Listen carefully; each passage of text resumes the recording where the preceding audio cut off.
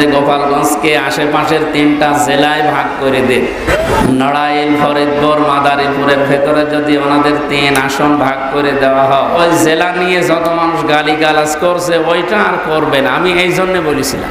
তো অনেকে মনে করছে না, মনে হয় ওনার রাগ। আমার তো একটা রাগ আছে, 3 বছর আমি জেল খাটলাম, আমার রাগ নেই। ওই জেলা যদি না থাকতো আমার জেলে যাওয়া লাগতো না।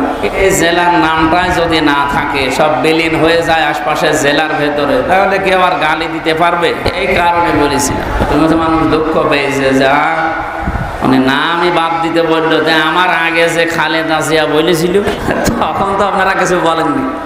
আমি তো বলেছি 3 জেলায় ভাগ করে দেন, 3 আসন। আর উনি তো বলেছে একেবারে গোপালই পাল্টিয়ে ফেলবো। নরম পাই তো গালিগালাজ থেকে মুক্ত করার জন্য, কেউ যেন আর সামনে গালি না দেয়, এই কারণে বলেছিলাম। আপনাদের ভালো না লাগলে আপনারা যা ভাল লাগে তাই করেন।